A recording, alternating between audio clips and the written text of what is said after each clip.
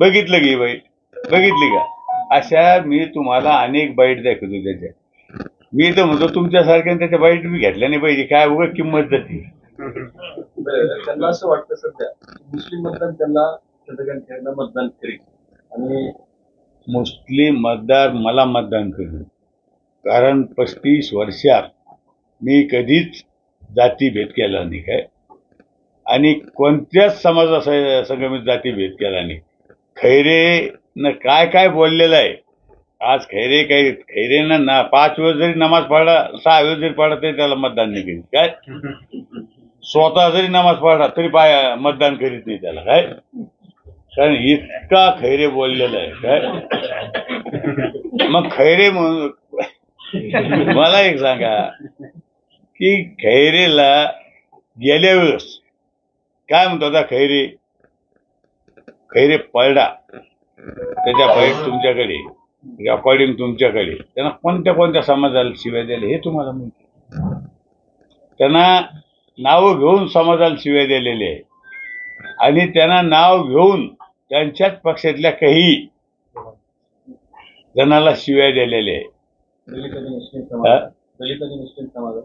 दलित मुस्लिम आहे, मराठा समाज आहे, अनेक समाजाला शिव्या दिल्या. त्यांना काही एक समाज सोडला का? त्यांना काही एक समाज सोडला का? त्यांना अनेक समाजाला शिव्या दिलेले आहे.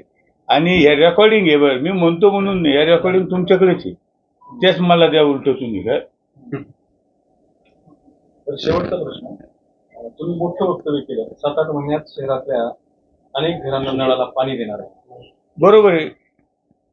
गती पाण्याची आपण वाढवलेली कामाची, आणि मला सांगायचं की मी दर 8 दिवसाला आढावा घेतो पालकमंत्री म्हणून, आणि विशेष म्हणजे दर 8 दिवसाला मी आढावा घेतो. आता ह्या आचारसंहिता लागल्यापासून मी आढावा नाही घेतला, पण मला एक सांगायचं की गती आपण वाढवलेली आहे, पाईपलाईनचं काम होत आलेलं आहे, आणि जलकुंभ सुद्धा होत आलेले, आणि आपलं जे काही अंतर्गत पाईपलाईन आहे याचं बी काम चालू आहे. तर मला वाटतं 7-8 महिने, एखादा अर्धा महिना मागं पुढे होईल, एखाद्या दिवस लवकर बी होईल, एखादा असं. पण मला वाटतं की आमची इच्छा आहे, आपण टार्गेट ठेवलं पाहिजे की मी हे 7-8 महिन्यात पाणी देईन. ते आपण, आणि माझ्या सगळ्यात महत्वाचा अजेंडा म्हणजे आपलं शहराला पाणी देणं, रस्ते देणं, सुरक्षा देणं, आणि विशेष म्हणजे आपलं हे शहर जे आशिया खंडात सगळ्यात झपाट्यानं वाढणारं हे आपलं शहर आहे. आपल्यानंतर काही शहरं आपल्या पुढे गेली. मला एक सांगा, खैरेच्या काळात एखादी कंपनी आली का? कोणता विषय सांगा तुम्ही एखादा. अहो, खैरेच्या काळात कंपन्या निघून गेल्या, याच्या हेकेखोरामुळं, याच्या टक्केवारीमुळं कंपन्याला त्रास झाला. यांचा रोज धंदा तोच आहे, कोणती कंपनी आली, कोणत्या कंपनीकडून वसूल करायची, त्यांचे एजंट आहे. तसं माझ्या बाबतीत सांगावं, माझ्या बाबतीत अजून एक सुद्धा आरोप नाही झाला की कंपनीवाल्याकडून पैसे घेतले की याच्याकडून घेतले. एक आरोप केला 10% घेतले, कोणाकडून घेतले ते सांग. आपण विचारू शकता, सांगू शकता, कोणाकडून घेतले ते सांगा. मी तर जाहीर भाषणात सांगू राहिलो, कोणत्या सरपंचांना सांगा, कोणत्या चेअरमनना सांगा, कोणी सांगा भुमरेन कोणाकडून पैसे घेतले. मला अजून कंपनीचे मालक सुद्धा माहित नाही. मी कंपनीच्या मालकाला फोन करतो, मला नाव माहित नाही, पण मी नुसतं स्थानिक भूमिपुत्राला नोकऱ्या त्यांना काम दिलं पाहिजे याच्यासाठी मी फोन लावतो काय. आणि हे फोन लावते मी उभा आहे कधी पाठवतो, हा फरक आहे. आता मला सांगा, संदीपान भुमरेला उमेदवारी दिली, मी फार म्हणजे तुम्हाला सांगतो सर्व पक्षानं माझं नाव घेतलं, काहीतरी असं ना. ज्या अर्थी शिवसेना सगळ्यांना सांगितलं, भाजपनं सांगितलं, राष्ट्रवादी असेल, रासपा असेल, आरपी सगळ्यांना सांगितलं भुमरे साहेबाला तिकीट द्या. एकटा खैरेच म्हणतो बाहेरचा आहे. 25 वर्ष झाली मी जरा थोडं बँकेचा डायरेक्टर आहे मी जिल्ह्याचा. विलासबापू जिल्ह्यात सभापती होते. अरे आपण एकाच जिल्ह्यातले. खैरेचा मुलगा गुलमंडीहून नक्षत्रवाडीला वरात होते, चालतं. भुमरे चालत नाही. मी अनेक ठिकाणी सांगितलं, ते काही मुद्दा नाही, हे काही खैरेच्या पायाखालची वाळू सरकली, हा काही मुद्दा नाही. खैरे लय मतांना पाडणार आहे. तुम्हाला सांगतो, खैरे जितक्या मतांना आलेला आहे हायेस्ट, तितक्या मतांना तितकेच म्हणजे मतं घेणार आहे तो काय. थोडा डिफरन्स तिकडेच राहणार. मला काय सांगायचं की खैरे जे तर खैरेला ज्यादात ज्यादा मला नाही वाटत 1-1.5 लाखाच्या पुढे जाईल. ही परिस्थिती खैरेची, कारण खैरेला सगळे वैतागलेले. खैरेची परिस्थिती बिकट आहे. खैरे सगळे लोक सांगतात खैरेने एक काम केलं नाही, फक्त खैरेने एकच काम केलं. मी सांगितलं तुम्हाला, खान पाहिजे का बाण पाहिजे. पण हे लय दिवस चलत नाही. सगळ्याच्या लक्षात आलं की या शहराचा विकास खुंटला. त्याच्यासाठी तुम्हाला सांगतो की निश्चित खासदार झाल्या दिल्लीच्या ज्या ज्या काही योजना असतील राज्य सरकारच्या त्या राबवण्याचं काम मी करणार. बस. पाणी मिळत नाही हे दुर्दैव आहे, कारण 8-8 दिवस पाणी मिळत नाही. मी पालकमंत्री झाल्याच्या नंतर या शहराला म्हणजे जी योजना आहे आपली पाणी पुरवठ्याची याला मी गती दिली आणि एक 7-8 महिन्यात आपल्याला मुबलक पाणी मिळेल. जी 50 वर्षापूर्वी जी पाईपलाईन झाली होती जायकवाडीच्या धरणात ते छत्रपती संभाजीनगर, तर ही 50 वर्षाची पाईपलाईन होती. धरण ज्यावेळेस झालं त्यावेळेस पाईपलाईन झाली. पण मला एक सांगायचं की ती आता नादुरुस्त झाली. मुख्यमंत्री एकनाथजी शिंदे साहेब, देवेंद्र फडणवीस, अजितदादा या मंत्रिमंडळानं आपल्याला 200 कोटी दिले आणि ही जी आता गळती आहे सगळी नादुरुस्त झालेली, ह्या पाईपलाईनचं काम, जलवाहिनीचं काम जवळजवळ पूर्ण होत आलं. ते जर झालं तर ती गळती थांबल आणि ही जी योजना आहे 2700 कोटीची ती योजना बी पूर्ण होईल. आणि दुसरी गोष्ट की विशेष म्हणजे 2700 कोटीची योजना आहे आणि महानगरपालिकेचा वाटा 800 कोटी, 850 कोटी, 800-850 कोटी महानगरपालिकांना भरावा असं त्या मंजुरीमध्ये हे. तर त्याच्यात आता आम्ही मंत्रिमंडळात, मी आणि अब्दुलजी सत्तार साहेब असतील, अतुल सावे असतील, आम्ही मंत्रिमंडळात विषय लावून धरला आणि महानगरपालिकेची परिस्थिती नाही तशी, तर शासनाने ह्या एवढं वाटा उचलावा याच्यासाठी आम्ही प्रयत्न केला. ते सुद्धा काम आपलं राज्य सरकार करणार आहे. म्हणून मला सांगायचं की सगळ्यात प्रामुख्याने जर गरज कशाची असेल तर ती पाण्याची. आणि ह्या शहरात उद्योग मंत्री उदय सामंतच्या माध्यमातून सुद्धा आपण अनेक रस्त्याला निधी आणला. स्मार्ट सिटी मार्फत जे कामं रखडली होती ते कामं सुरू करायचा प्रयत्न केला. अनेक दिवसापासून माननीय बाळासाहेब ठाकरे यांच्या स्मारकाचा विषय नुसतं तुम्हाला सांगतो, ते विषय नुसतं स्मारक व्हावं, पण त्याच्यासाठी कोणी प्रयत्न केला नाही. माझ्या अगोदरचे पालकमंत्री फक्त यायचे जायचे, सकाळच्या फ्लाईटनं यायचे, आम्हाला थांबायचे, संध्याकाळच्या फ्लाईटनं जायचे. म्हणजे झेंडा टू झेंडा. आज 1 मेला आले तर ते 15 ऑगस्टला, काय 15 ऑगस्टला येऊन गेले का लगे 17 सप्टेंबरला, 17 सप्टेंबरला येऊन गेले का 26 जानेवारीला. याच्याशिवाय त्यांनी काही केलं नाही. पण मी स्थानिक पालकमंत्री, मला एकनाथ शिंदे साहेबांनी स्थानिक पालकमंत्री म्हणून जबाबदारी दिली, तर मी प्रत्येक कार्यकर्त्याला भेटण्याचं काम केलं, प्रत्येक प्रभागात जाण्याचं काम केलं, गावोगाव फिरण्याचं काम केलं आणि पालकमंत्री म्हणून जे काम करता येईल ते मी चांगल्या पद्धतीनं काम करण्याचा मी प्रयत्न केला. संजय राऊतांनी आज टीका केलेली आहे, मोदी शाह नेहमी येत असतात त्यावरून त्यांची टीका. दिल्लीवरून मोदी आणि शाह यांच्या स्वाऱ्या औरंगजेब प्रमाणे महाराष्ट्रात होत आहे आणि त्यांच्यापासून महाराष्ट्राचं रक्षण करण्याची जबाबदारी पुन्हा एकदा आपल्या सर्वांवर पडलेली आहे, अशा पद्धतीने सांगितलं. मला काय म्हणायचं, संजय राऊत काय बोलतो. संजय राऊत सकाळी आपण टीव्ही चालू केली का संजय राऊतला आता असं झालेलं आहे, संजय राऊत दिसला का लोक आता टीव्ही बंद करते, चॅनल बदलून टाकते. आता काय मला सांगा, देशाचे पंतप्रधान आहे, देशाचे गृहमंत्री अमित शाह साहेब आहे, आपण त्यांच्याविषयी आपण चांगलं बोललं पाहिजे. कारण संजय राऊत पंतप्रधान अमित शहाच नाही तर कोणाला बी तो संजय राऊत अशाच पद्धतीनं बोलतो. आणि मला एक सांगा की संजय राऊत लय चांगला आहे का? पंतप्रधानाला नाव ठेवतो, गृहमंत्र्याला नाव ठेवतो, एकनाथ शिंदे साहेबाला नाव ठेवतो, देवेंद्र फडणवीसला, अजितदादाला. तर मला एक सांगा की संजय राऊत लय चांगला आहे का? संजय राऊतची लायकी आहे का पंतप्रधानावर बोलायची? आज दिलेले शब्द पाळणारा मुख्य पंतप्रधान आहे. मला सांगा, बाळासाहेब ठाकरेंनी सांगितलं होतं की राम मंदिर झालं पाहिजे, हे काम नरेंद्र मोदी साहेबांनी केलं. 370 कलम हटवण्याचं काम नरेंद्र मोदी आणि अमित शहा साहेबांनी केलं. मला सांगा, आपल्या देशात आपल्या पंतप्रधानाला कुठेही देशात मान नव्हता, पण आज आपल्या पंतप्रधानाला देशात सगळ्यात जास्त जर म्हणजे आपली मान उंचावण्याचं जर भारताचं काम कोणी केलं असेल तर ते नरेंद्र मोदी साहेब. आणि याचा आपल्याला गर्व आहे. आज आपल्या संरक्षण जर आपल्याला आज बघितलं असेल, देशाचं संरक्षण करण्याचं काम मोदी साहेब करतात. याच्या अगोदरची काय परिस्थिती होती आपली हे आपल्याला कल्पना आहे. आणि मोदी साहेबाला 10 वर्ष झाली. आणि म्हणून मला सांगायचं की संजय राऊत ज्यांच्या मांडीला मांडी लावून बसले त्यांनी 50 वर्ष या देशाचं राज्य केलेले. यांनी काय केलं ते सांगावं. तुम्ही प्रचार करता पक्ष तुमचं, मात्र याच वेळी भाजपचे लोक किंवा काही लोक नाराज असल्याचं बोललं जाते, प्रचारात नसल्याची चर्चा आहे. कोण म्हणलं? रात्री माझ्यासोबत संजय ठोकोळ होते, दुपारी होते, संध्याकाळी होते. आणि काल दिवसभर माझ्यासोबत प्रशांत बम होते. अतुलजी भागवत कराटे त्यांच्या रॅल्या काढून राहिले. आणि राष्ट्रवादीचे माझ्यासोबत कैलास आबा पाटील वगैरे त्यांचे तालुका प्रमुख हे सगळे माझ्यासोबत होते. आता आम्ही तर सगळे तर एकत्र फिरू शकत नाही. ते एकत्र फिरतात का सगळे? विरोधक अशी अफवा पसरवतात असं म्हणणं आहे. विरोधक अशी अफवा पसरवत आहेत. विरोधकाचं काय काम आहे? विरोधक तुम्हाला सांगतो, विरोधकाचे काय हालचाली तुम्ही एकदा त्यांच्यासोबत जाऊन या. तुम्ही त्यांच्यासोबत एकदा जाऊन या, त्यांच्या सभेला त्यांच्या मिटिंगला जाऊन या.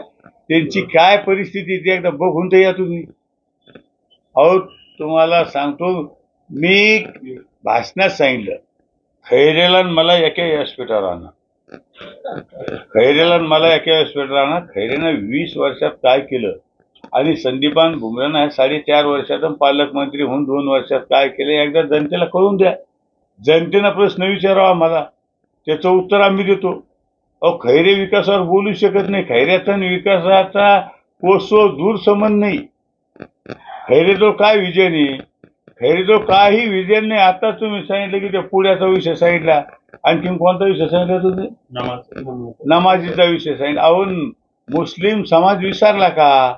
हाच खैरे काय बोलत होता? हिरवा साप यांना ठेचून काढा, काय बोलत होता ह्यो खैरे? आणि समाज, मी म्हणतो एखादा घाव कुऱ्हाडीने घाव घातला तो घाव बुजतो, पण बोललेला घाव कधी बुजत नाही हे ध्यानात ठेवा. शब्द हे शस्त्र हे जपून वापरले पाहिजे. आज तुम्ही पाहिलं असेल खैरे तुम्हाला सांगतो मी असं बोललोच नाही, मी असं म्हणलोच नाही, पण त्याच्या बाईट आहे सगळ्या. कोणाच्या? आणि दुसरी एक बाईट आहे त्याची, भुमरे बाहेरचा आहे. त्याला विचारलं तुम्ही पत्रकारांनी की तुमचा मुलगा नक्षत्रवाडीत उभा राहिला, तो बाहेरचा नाही का? तर खैरेनं सांगितलं नाही, त्याचं महानगरपालिकेच्या हद्दीत त्याचं नाव आहे, मतदार यादीत. मग पत्रकारांनी विचारलं, मग जिल्हा परिषद म्हणजे जिल्ह्यात जिथं नाव असेल मतदाराचं तिथं तो उभा राहू शकतो. पत्रकारांनी विचारलं विधानसभा, ते म्हणजे महाराष्ट्रात विधानसभेचं जिथं नाव असेल तिथं तो उभा राहू शकतो. ते म्हणजे लोकसभा, ते म्हणजे लोकसभा जिथं नाव असेल ते देशात उभा राहू शकतो. म्हणजे मग भुमरे नाही, पैठण नाही म्हणे याच्यात. मग कोणतं? म्हणजे पैठण देशात नाही का? म्हणजे किती बालिश माणूस मी तुम्हाला बाईट देतो, दाखवतो तुम्हाला. म्हणजे खैरे किती म्हणजे बालिशपणा आहे त्याचा. त्या खैरे आहे का देऊ? त्याला काय येतं का? म्हणजे लोकसभेचा पैठणचा विषय आला ते म्हणतो पैठण नाही. 10 दिवस शिल्लक राहिलेले आहेत. तुम्ही कन्नड आणि गंगापूरचा प्रचार दौरा केलेला आहे. कसा होता प्रतिसाद आणि 10 दिवसात पुढे काय काय असणार? कन्नड, गंगापूर आणि वैजापूर, काल 3 विधानसभाचा मी 3 दिवस प्रचार केला. मतदारामध्ये अति उत्साह आहे. आणि सर्कल वाईज हा दौरा केलेला आहे. दौरा करीत असताना जे काही आपण 2 वर्ष पालकमंत्री म्हणून काम केलं, रोजगार हमीचा मंत्री म्हणून, रोजगार हमी आणि फलोत्पादन मंत्री म्हणून जे काही काम केलं, या कामाचं स्वतः गावकऱ्यांनी सांगितलं, साहेब तुमच्या काळात आमच्या ग्रामीण भागात खूप काही कामं झाली. हे स्वतः गावकरी प्रत्येक ठिकाणी स्वतःहून सांगतात. आणि एक चांगलं वाटलं की आपल्याला या खात्याला न्याय देता आलं, चांगलं काम शेतकऱ्यासाठी करता आलं, गावासाठी करता आलं.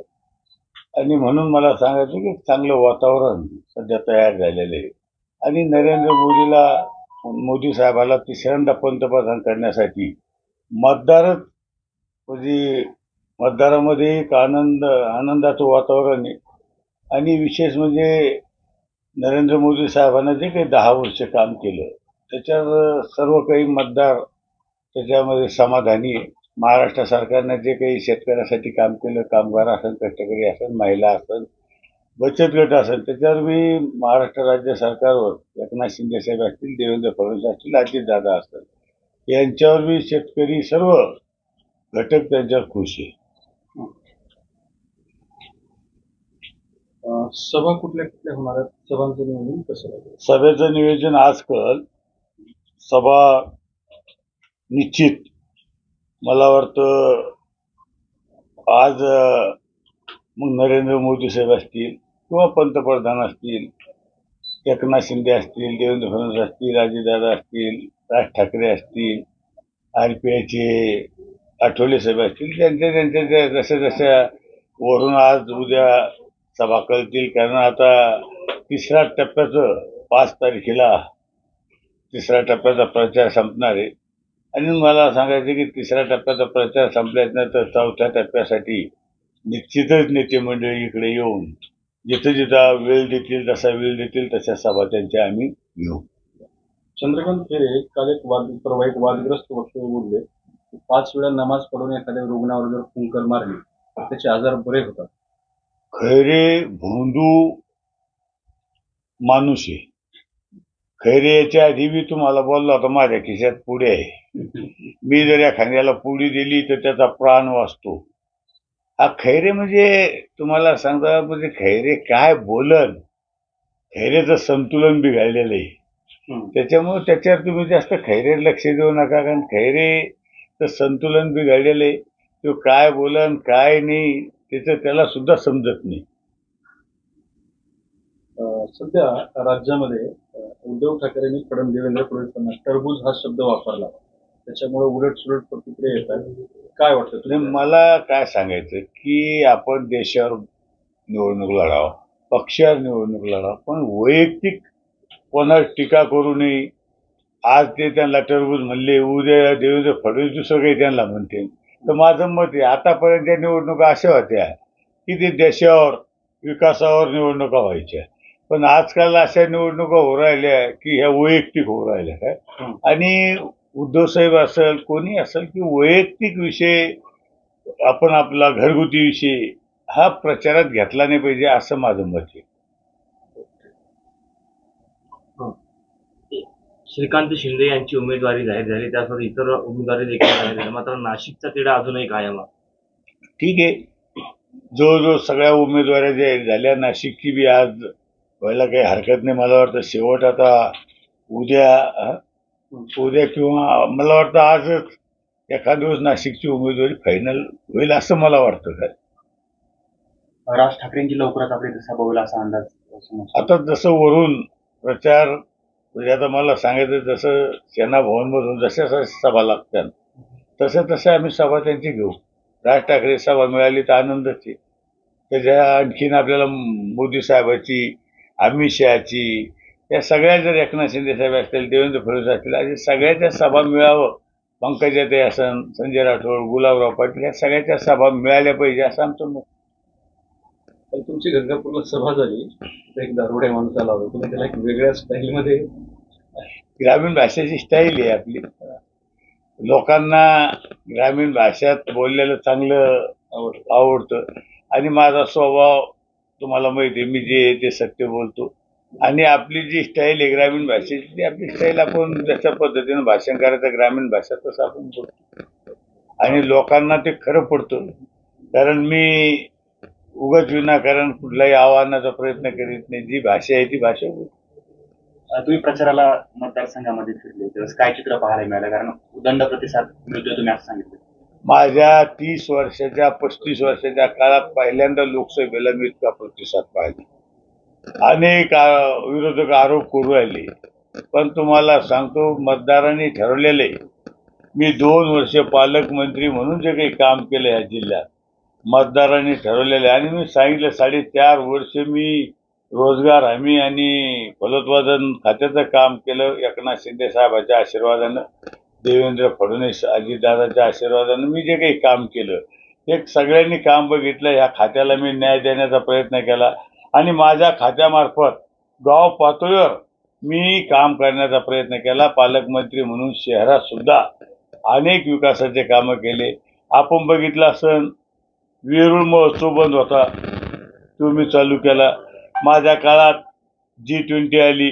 माझ्या काळात टूर ऑपरेटर मी इथं परिषद भरवली. महिला सक्षमीकरणासाठी मी पुढाकार घेतला.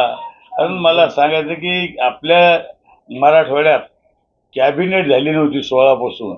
मी पालकमंत्री झाल्याच्या नंतर कॅबिनेट तिथं आपण भरवली. आणि महत्वाचा विषय म्हणजे औरंगाबाद पाहिजे का संभाजीनगर पाहिजे, तर हे मी पालकमंत्री झाल्याच्या नंतरच मला अभिमान आहे. कारण माझ्या काळात औरंगाबादचं छत्रपती संभाजीनगर झालं. याच्यामध्ये मंत्रिमंडळाने ठराव केला, केंद्राने मान्यता दिली. हे माझ्या काळात होतं. याच्यापेक्षा माझं दुसरं कोणतं भाग्य नाही, कारण हे माझ्या काळात झालं. हेच माझं भाग्य आहे. आणि म्हणून मला सांगायचं की अनेक निर्णय मी माझ्या काळात घेतले.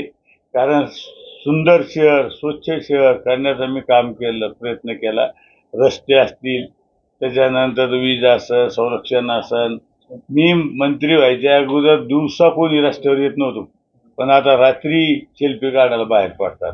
आणि सगळ्यात महत्वाचं माझा जर कोणता अजेंडा असेल खासदार झाल्याच्या नंतर, या शहराला 24 तास पाणी कसं मिळेल हे लवकरात लवकर मी पाणी देण्याचा प्रयत्न करणार आहे.